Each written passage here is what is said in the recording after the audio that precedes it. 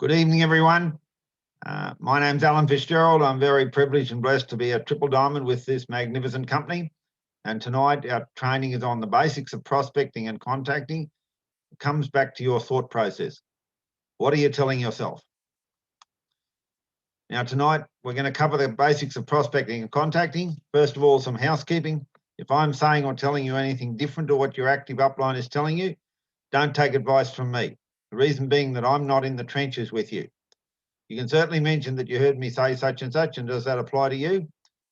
I would suggest that when you're getting actual advice or counsel, and you should be doing that like at least once a week, and that you should get that advice or counsel from an upline active gold or above. Now, that's a good principle in all things. When you listen to seminars and webinars and listen to people on Facebook training, etc., you shouldn't just take that, because a lot of that training is just general information, and a lot of it's very true, but it's not always specific. So you should always go to your active upline and ask them if that applies to you. You need to be very clear on your reason why you are doing this. Whether it's to put your kids through private school, pay your car off, buy a new car, pay your house off, retire your wife, retire yourself, or to buy your life back, help others in need, or support a cause that you believe in, etc. Nothing is ever dynamic until it's specific. When you start in this profession, it almost seems like the whole world is conspiring against you. Things crop up to stop you, sidetrack you, block you, or take your focus away. That is only because you haven't sold out to your dream, your goal, or your reason. The world makes way for people who know where they're going. The basics of prospecting and contacting comes back to your thought processes, how badly you want your goal, whether you believe you can achieve it. Henry Ford said, whether you think that you can or you think that you can't, either way you're right. The two mindsets. Believing that your qualities are set in stone. Some of us are trained in this mindset from an early age. We feel that we've got to be able to do everything perfectly. We evaluate every situation. Will I succeed or fail? Will I look dumb or smart? Will I be accepted or rejected? Will I feel like a winner or a loser? Do I feel that I've always got to be right? So the heaviest burdens that we carry are the thoughts in our head. Whatever the mind of man can conceive and believe, it can achieve. Napoleon Hill. There's another mindset in which these traits are just not a hand that you're dealt with and you have to live with. In this mindset, the hand that you're dealt with is just a starting point for development. This growth mindset is based on the belief that your basic qualities are things you can cultivate through your efforts, your strategies, and help from others.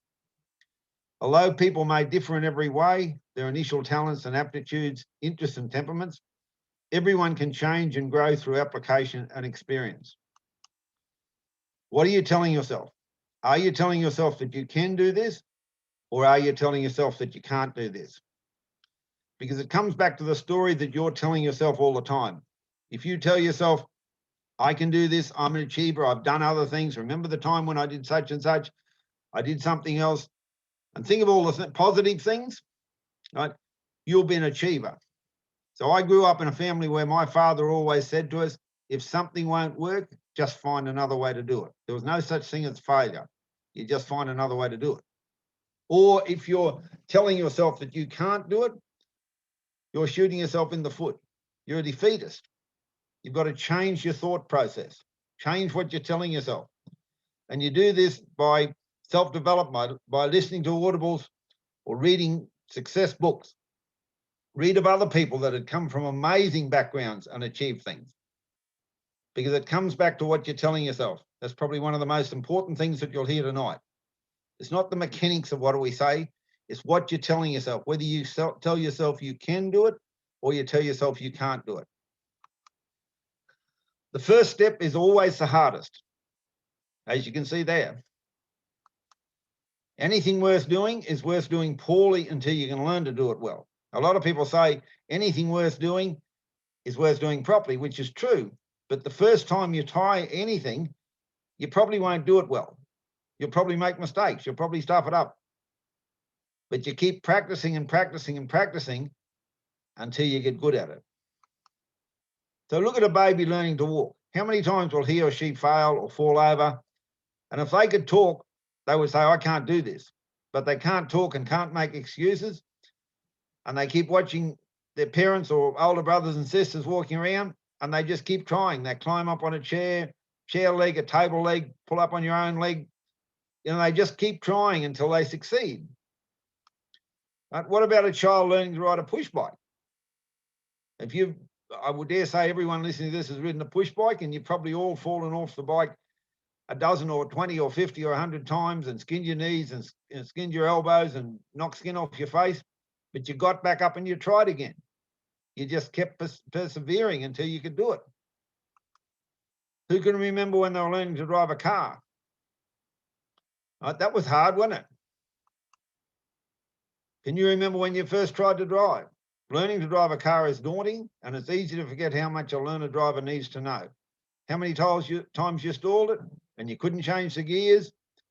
I can remember when I've got 3 daughters, and I can remember teaching them to drive, and we taught them in manuals, and we'd go up and down the street or out in the property for a start, and out at a grandmother's place and out on the property, and they get them to drive, and then we're driving in the traffic, and you pull up at a set of lights, and they'd go to drive away and stall the vehicle, and then start it up and stall it again, and do this 3 or 4 times, and there's cars behind and beeping the horn, there's tears. I can't do this, I can't do this. And you just say, just settle down, just slow down and get them calm and get them to, and they get it going. And this process happens for weeks and months sometimes until they can, and now they all drive a car and don't even think about it. But it's just remember, whenever we do something the first time, we're probably not going to succeed at it. If you've never driven a car or seen someone drive a car or been in a car, you won't figure it out, especially a manual. And this business is similar. You'll need to work with a coach, and that'll be your active upline, the highest person you can get close to. If you're enrolled by someone who's at a high level, you're extremely lucky. But if you waste their time, they probably won't give you any of their prime time. And wasting their time can be just as simple as ringing up and talking on for half an hour about nothing during prime time. Do that out of prime time, not prime time. So if you think you're beaten, you are.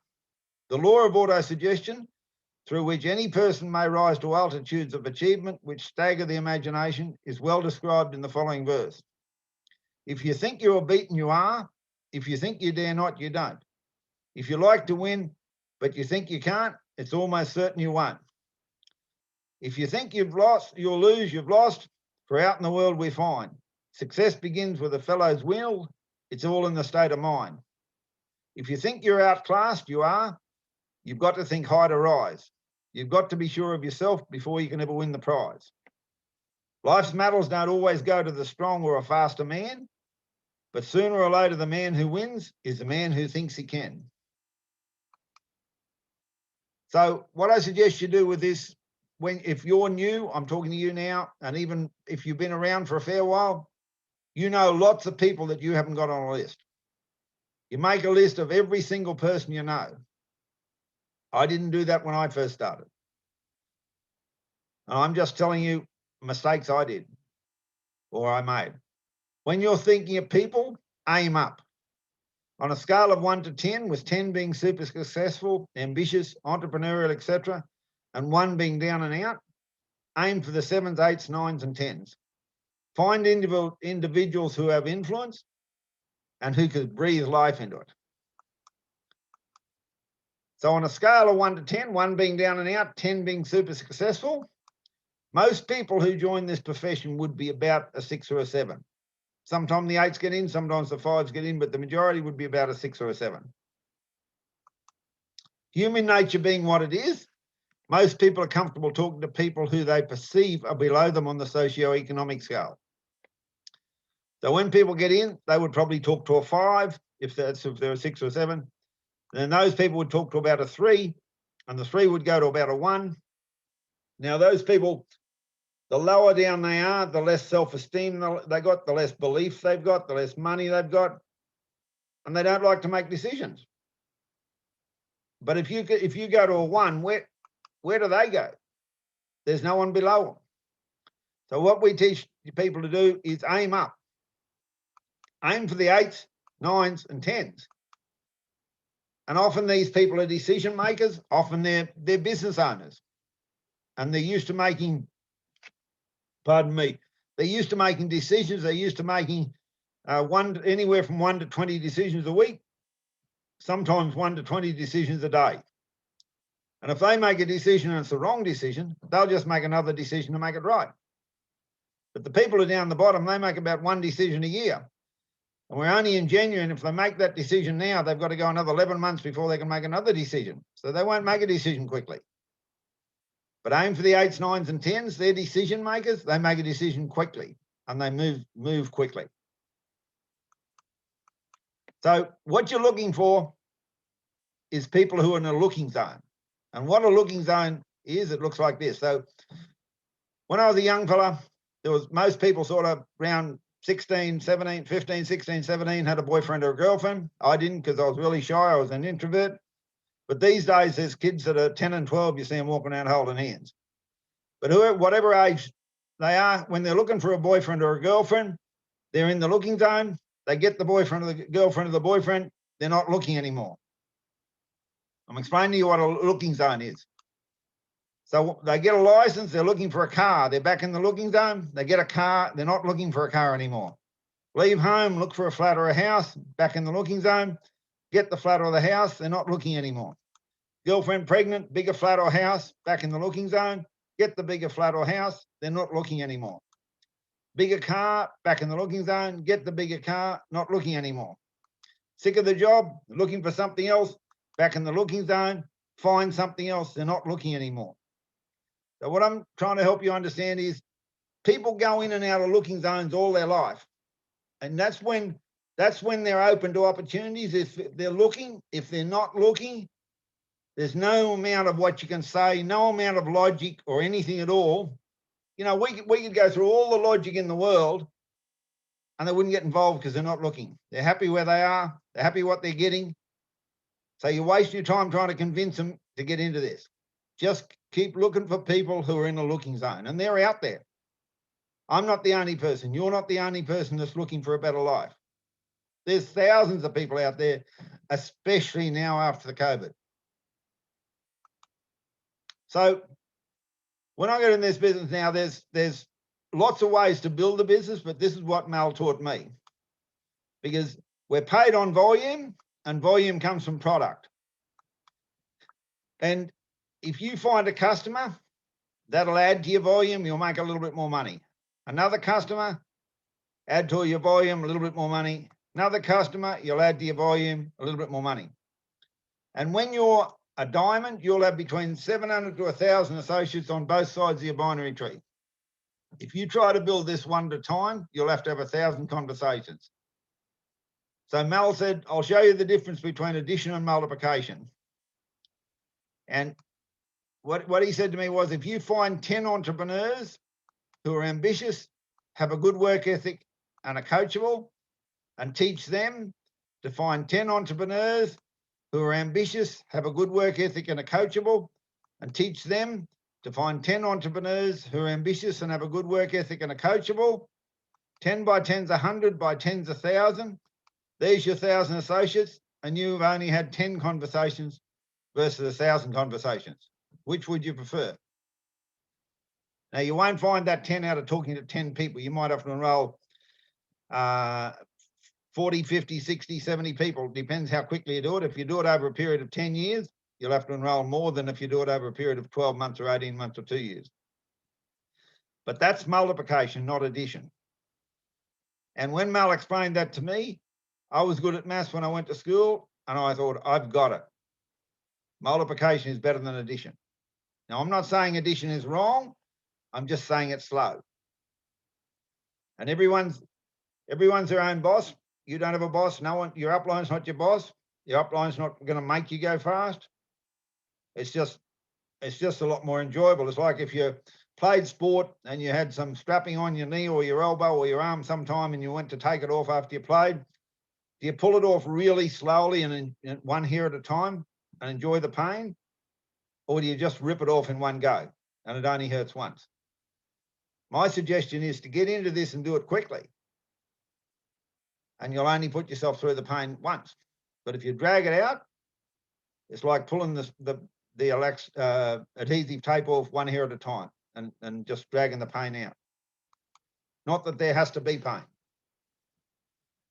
Once you learn how to do this, once you learn a script, it's not painful at all. So if you're brand new and don't try to do this by yourself, you'll burn or waste all your friends and personal contacts. This is like doing an apprenticeship. For the first 3 or 6 months of your apprenticeship, you won't do anything other than watch and learn and perhaps sweep the floor and tidy up after the tradesman, maybe get him a cup of coffee. And the trades in this business, the tradesman is your upline expert. If you're trying to do this without using your upline's knowledge and experience and credibility, you'll shoot yourself in the foot. This is a team sport. TEAM stands for together, everyone achieves more. Archimedes said, give me a lever long enough and a fulcrum on which to place it, and I shall move the world. He was talking about leverage, and unless you can get leverage which comes from duplication, you'll just have a job.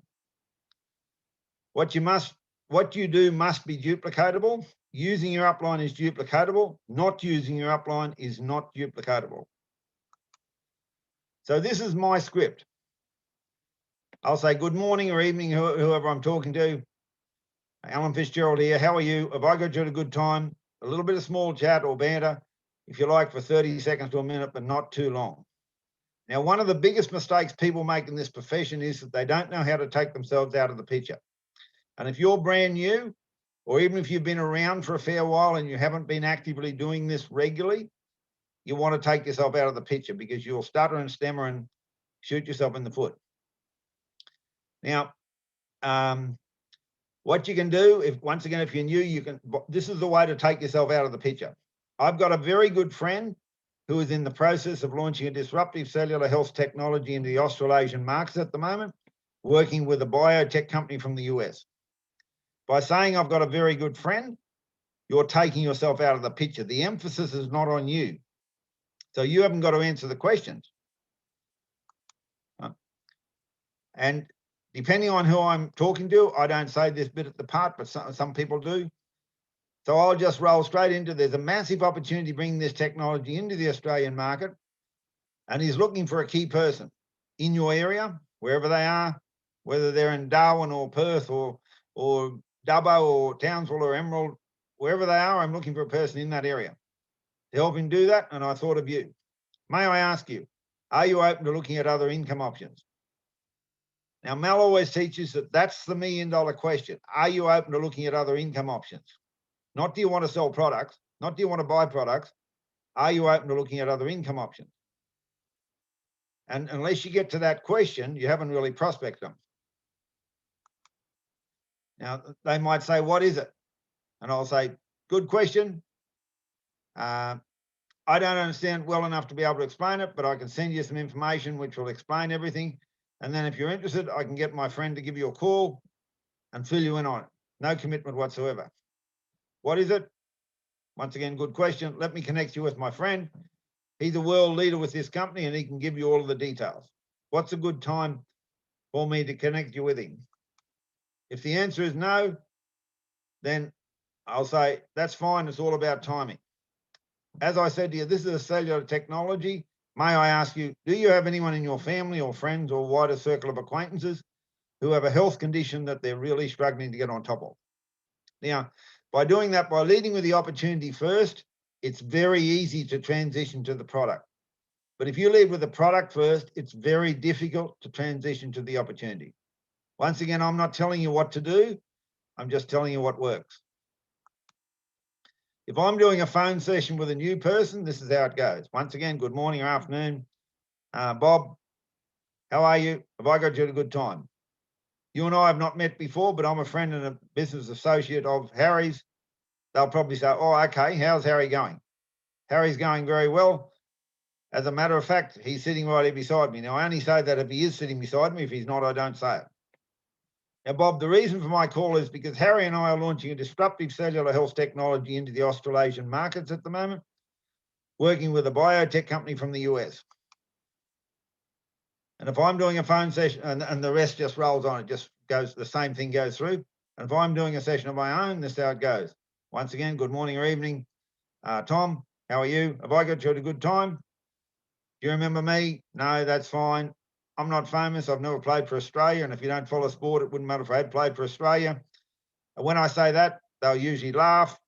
It breaks the ice a bit. And I might, if it's somebody I knew from when I used to sell websites, I'll say, I spoke to you a few years ago about upgrading your website. Do you remember that? I'm not ringing about websites. I'm not doing that anymore. I was only doing that part-time while I was looking for something more substantial.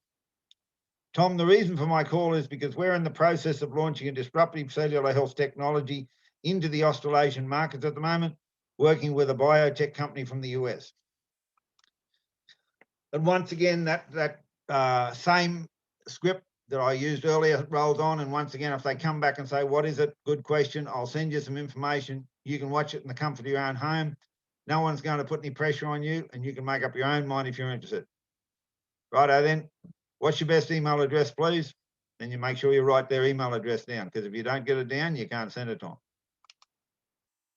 So Eric Worry says the most important 4 words in this profession are, if I, would you.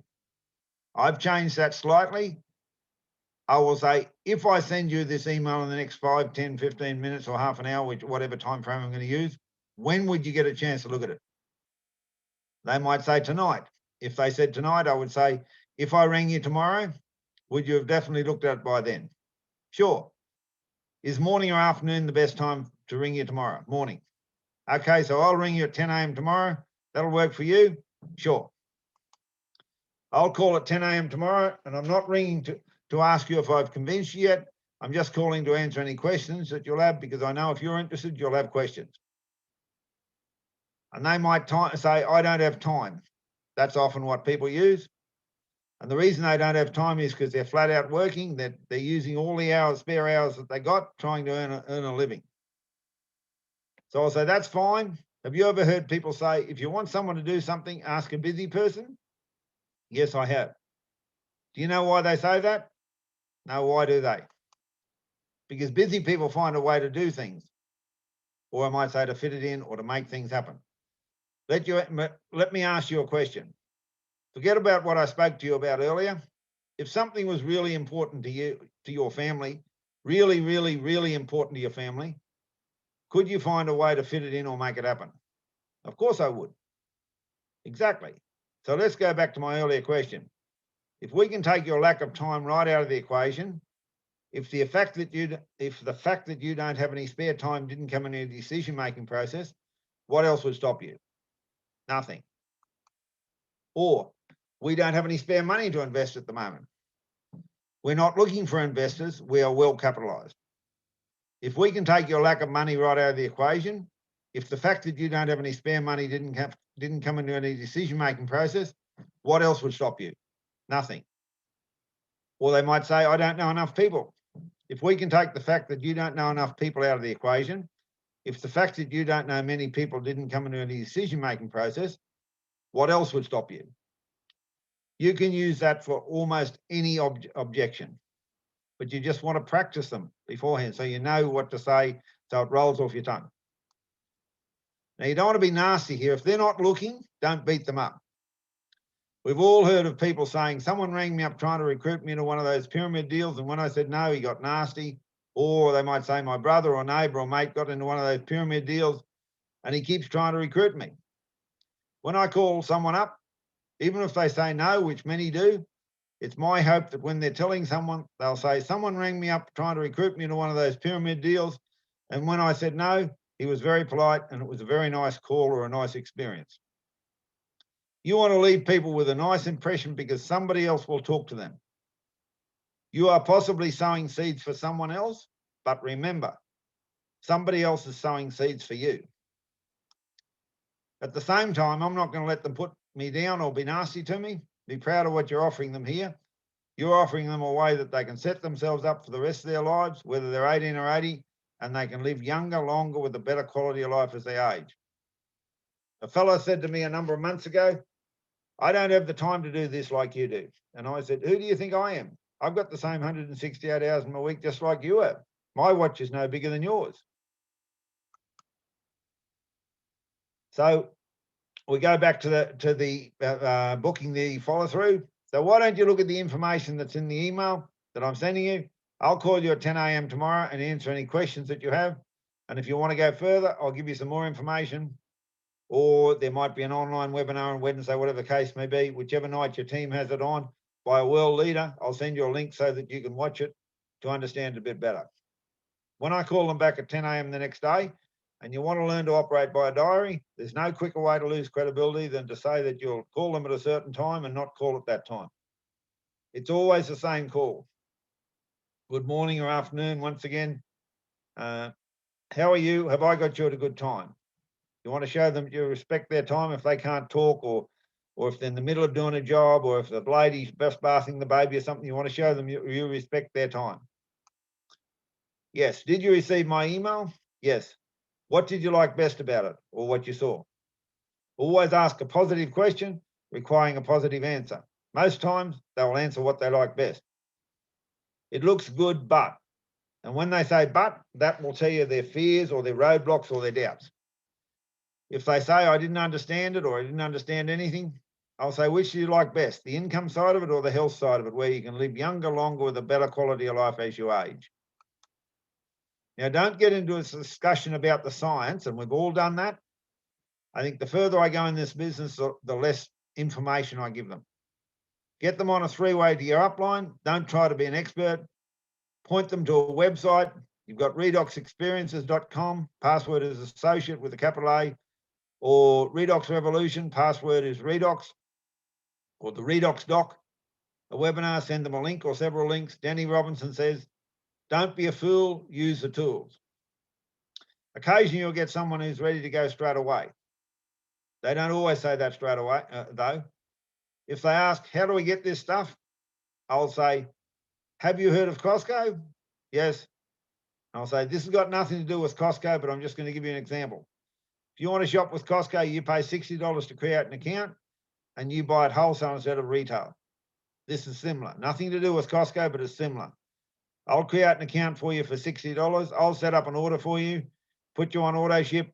I'll send you an email with your username, password, and I'll ring you a week or so when it suits you to show you how you can cancel your auto ship so you don't feel like you've locked into something. I'll have already explained committing to 3 months in the auto ship process. If he keeps coming up with objections, you can say, if you knew you couldn't fail, what would stop you? Usually they'll say, if I knew I couldn't fail, nothing would stop me. And people can't fail in this business. Have a look at the information that I'm sending you, and then you'll know you can't fail. You can quit, but you can't fail.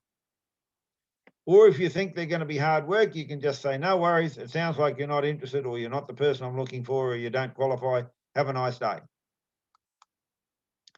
If you're brand new or just getting started, you'll most likely have an active upline, bronze, silver, or gold who's keen to help you move on. So you'll want to connect your prospect with your upline so that your active upline can move them on and repeat the process. This is called building depth.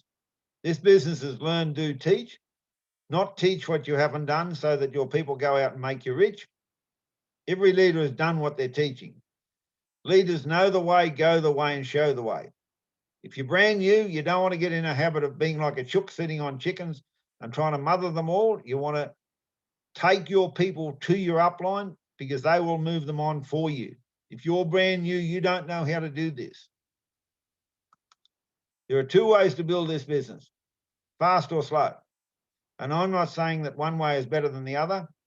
That's for you to work out. Just that one way is faster than the other.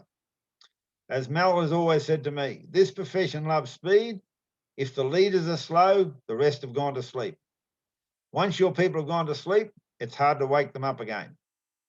Some great sayings come to mind here. Don't try and teach a pig to sing. You'll annoy the pig and frustrate yourself. We preach to the living. We don't try and raise the dead. And when the music has stopped playing, it's time to stop dancing. What I'm saying is when the music has stopped playing, move on. Don't try and keep trying to raise the dead. I joined the Amway business 16 months before Mel. I wasn't in his team, but I admired him, the way he conducted himself, the way he taught people, the way he led people. Mel and I met through another set of circumstances, and he told me about this and put me on the phone to Danny Doyle, but I didn't understand anything. It all went over my head. But luckily, he came back to me a month or two or a few months later. I'd worked the Amway business really hard for 12 years, probably 10 times harder than I worked the ASEA business. And I couldn't get to the equivalent of bronze in ASEA. But in 2 years and 9 months, I was able to achieve diamond, and 3 years, 7 months of triple diamond with ASEA. What was the difference? A good coach who was able to identify what I was doing wrong, as Mel has said repeatedly. If what you're doing is wrong and you keep doing it, all you're going to do is to get better at doing the wrong thing. So Michael Jordan said, I failed over and over again in my life, and that is why I succeeded. Michael Jordan was actually cut from his high school basketball team because he wasn't good enough. And then he just went back and he practiced and he practiced and he practiced and he practiced and he practiced and he became the greatest basketballer in the world. So when I first connected with ASEA, I said to Mel, if I'm doing anything wrong, tell me. You haven't got to sugarcoat it or beat around the bush. Just tell me like it is. I'm a big boy. I can take it. I mightn't like it, but I can take it. I'll do whatever you say. I didn't intentionally not do what he said, but I had to beat my head up against a brick wall until I grew some ears. I know that sounds hard to imagine, but it's possible that there are people on this webinar who aren't listening to what they're being told or what is being suggested. Like me, you may have to grow some ears. I have no hesitation in saying that if I had listened to him about getting stuck into the audibles, I would have achieved diamond 6 or 9 or 12 months earlier and probably cost myself $100,000 or $200,000 or more. So my advice is to listen to those who've done it. Don't try and reinvent the wheel.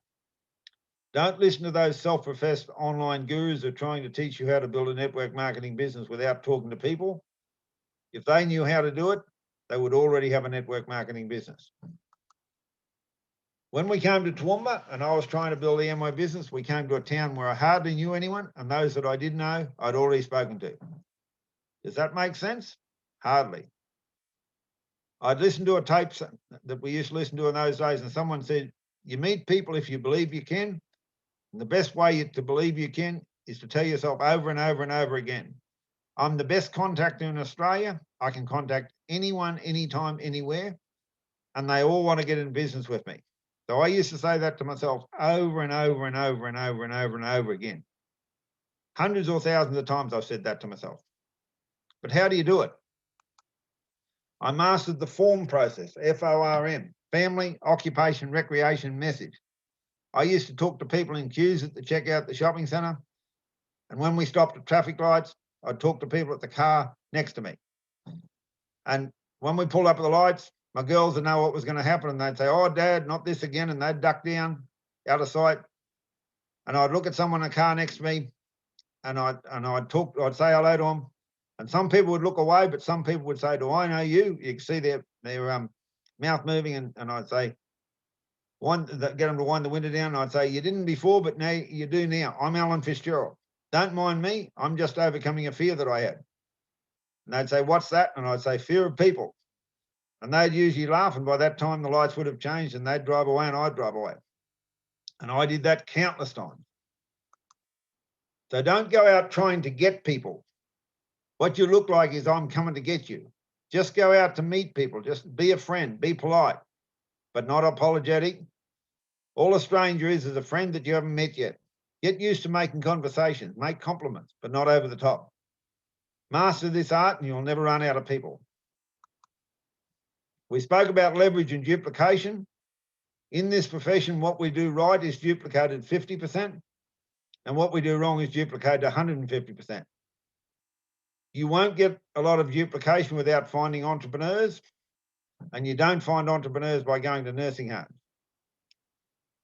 Mal says that he doesn't chase ambulances.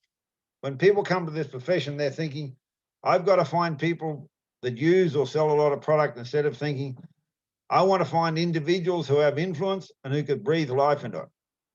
You want to find go-getters, people with energy, people with ambition. People bring energy to whatever they do.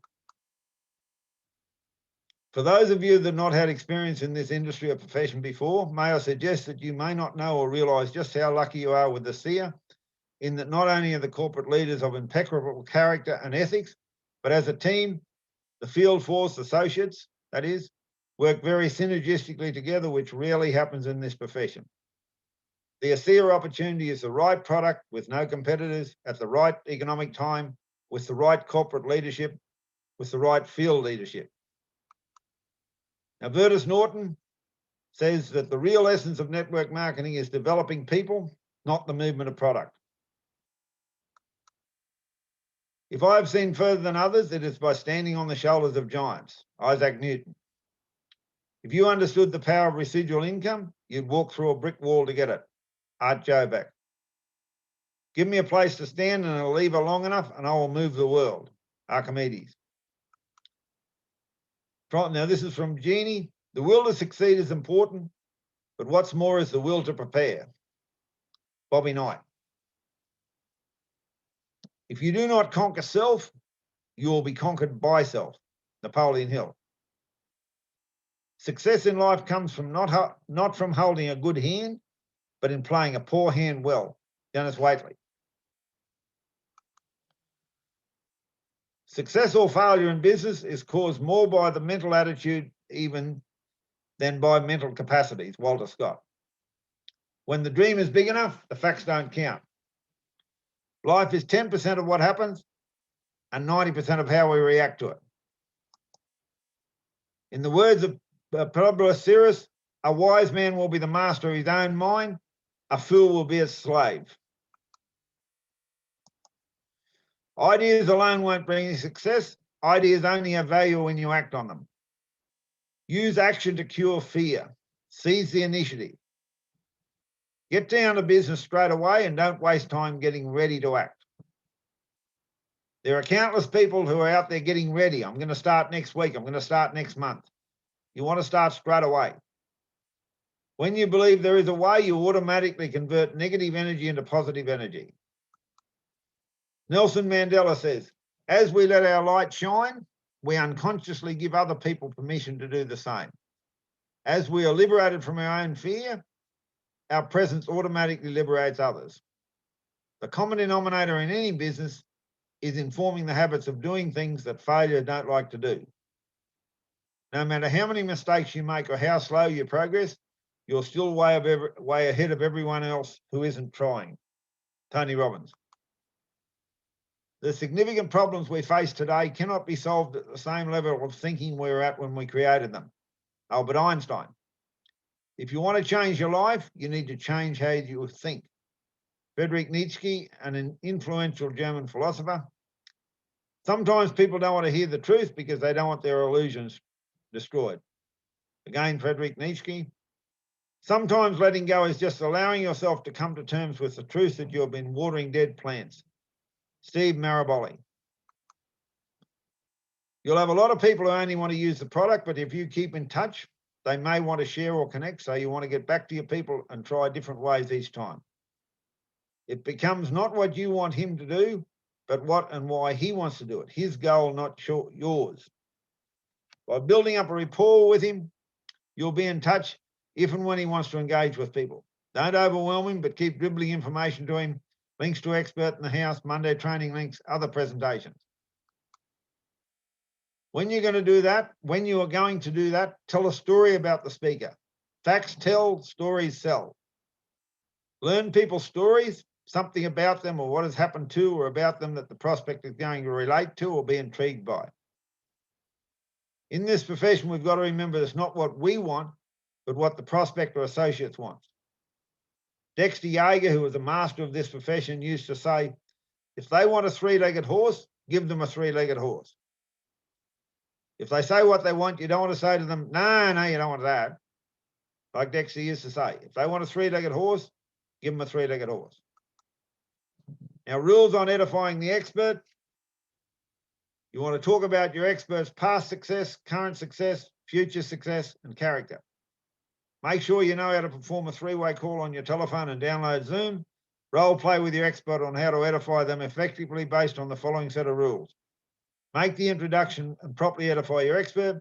Let the expert do all of the talking. Do not interrupt or talk unless invited to by the expert. When the expert is finished, enroll your new prospect and place an order and an auto ship order, or hang up immediately. Don't stay on and try to talk them into joining. The 7 Habits of Highly Effective People by Stephen Covey. It's an inside-out job. The change starts from within. Summary of the 7 habits. Habit 1 is be proactive. Begin with the end in mind. Put first things first. Think win-win. Think first to understand and then to be understood. And synergize and sharpen the saw.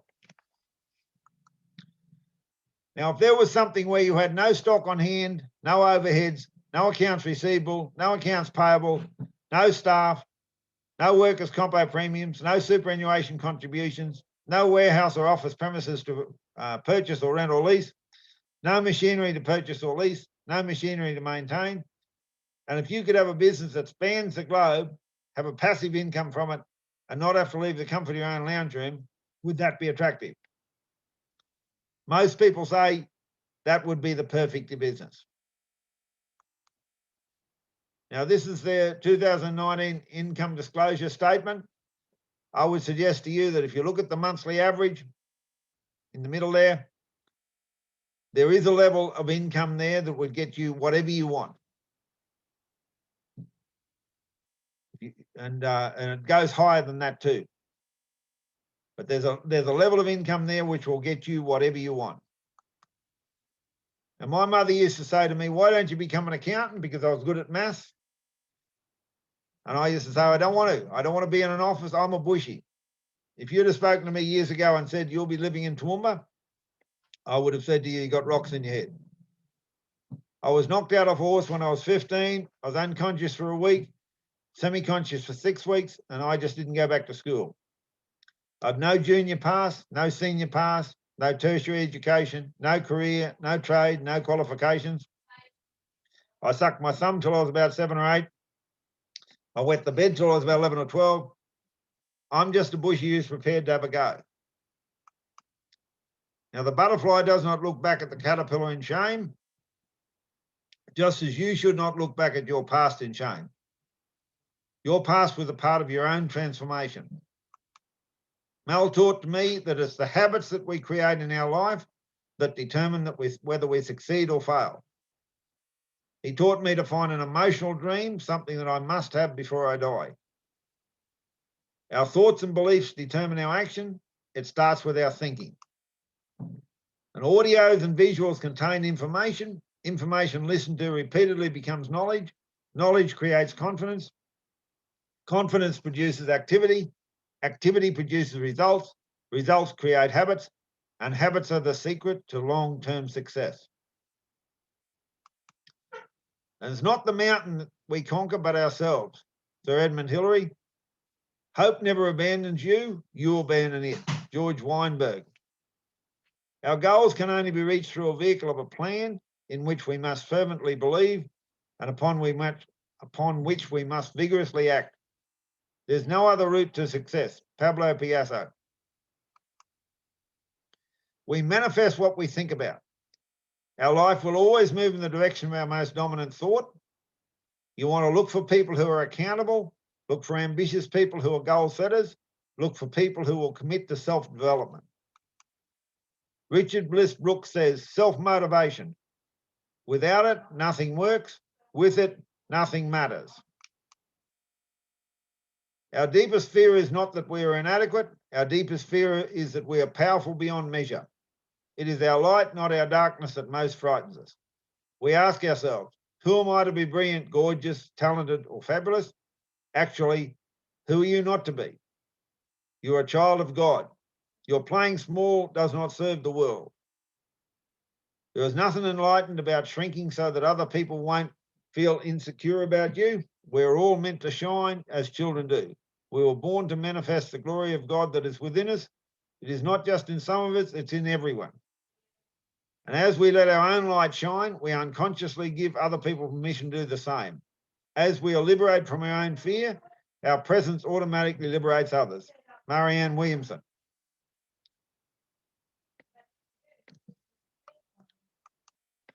The Power of Initiative, a true story from the year 1899 called A Message to Garcia, written by Albert Hubbard. Here's a brief summary. When the war broke out between Spain and the United States at the turn of the century, the American president needed to get a message to a Cuban revolutionary named Garcia. He was hiding somewhere on the island of Cuba, out of reach of mail or telegraph. No one knew how to reach him, but an officer suggested that if anyone could do it, it would be an officer by the name of Rowan. When President McKinley gave the letter to Rowan in Washington, D.C., the officer didn't ask where is he at? How do I get there? What do you want me to do when I'm there? How will I get back? He just took the message and figured out how to get to Garcia. He took a train to New York, a ship to Jamaica, broke the Spanish blockade to get to Cuba in a sailboat, then wild carriage rides, marching and riding through the Cuban jungle. 9 days of travelling later, Rowan got the message to Garcia at 9 in the morning. Giving further insight, the author Albert Hubbard wrote, "My heart goes out to the man who does his work when the boss is away as well as when he is at home. The man, when given a letter to Garcia, quietly takes the missive without asking idiotic questions and with no lurking intention of chucking it in the nearest sewer, of doing odd else but deliver it. Civilization is just one long, anxious search for such individuals. Anything such a man asks will be granted. His kind is so rare that no employer can afford to let him go. He is wanted in every city, town and village, in every office, shop, store and factory. The world cries out for such. He is needed and needed badly, the man who can carry a message to Garcia." Adopted from Stephen Covey's book, The Eighth Habit.